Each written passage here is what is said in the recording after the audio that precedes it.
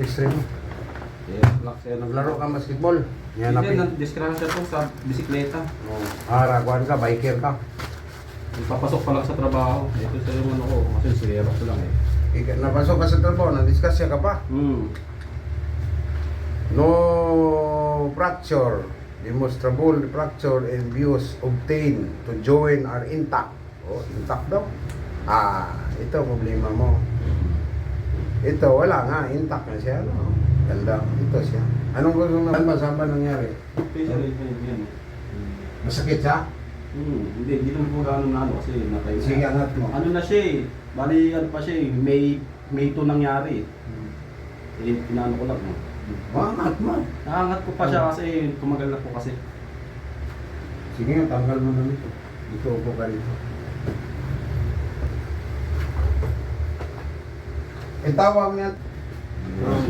Ito yung nag-protect, upo ka. Ito yung nag-protect sa shoulder mo. Kumbaga, brace.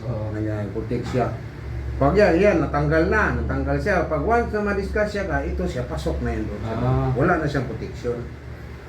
Idihin ko ang sakit. Hindi naman gano'n.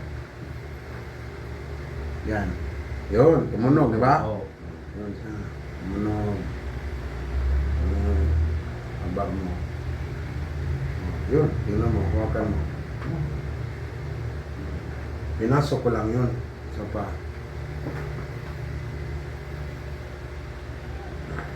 Hindi mo pinadala sa doktor to.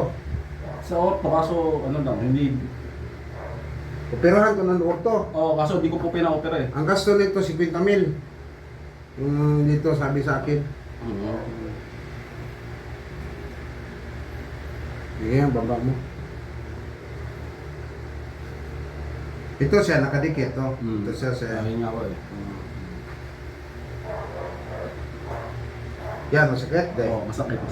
Sobrang sakit? Hindi naman. Masakit po eh, masakit. Kaya, hindi. Medyo. Hindi. Hindi, kaya naman po kaya. Hindi, ididiin ko lang yan. Oo. Ididiin ko lang kasi nakaangat. Kaya mo yan. Wala ka man sakit sa puso. Wala na po, high blood lang. High blood, may maintenance. Oo. O yan, tingnan mo. Hawakan mo. Yan, ididiin ko lang yan. Ang problema lang na ganito. Yan, masakit. Hindi na. Hindi ko gano'n. Ano? Yan na, ganun ko pagtali. Yan, o yun. Kasi kailangan mong ganunin yan para hindi sa ano. Hindi ba siya bababa?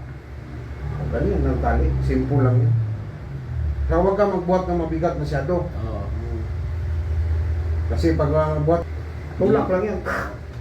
Di balik po yan. Balik ka dito. Balik ka. Well, alam ko, pag nagbuhat ka na naman doon, kasi hindi pa siya nakadikit eh. Nakaganon lang yan, no? O, hindi pa siya nakadikit. Oo, kasi para sa Pag nagbuhat kang mangat, angat na naman yan. So, itulak na naman natin. Ano, doon sa Middle East. Ngayon, nandito na tayo sa Pilipinas. Pero may mga sidekick ako sa Jeddah, sa Abu Dhabi. Kasi sa Abu Dhabi, 4 years ako sa Abu Dhabi rin. Sa Riyadh. Kung sino yung mga babae natin na kailangan ng hilot. Meron tayong ma-recommend sa Jeddah, si GB, sa Abu Dhabi, si Alma, sa Riyadh. Yan. Ako dito naman sa North Review. Maraming salamat po. Kung sino gusto mong pilot, mag-PM lang kayo, mag-message kayo sa Messenger. Maraming salamat sa inyong lahat.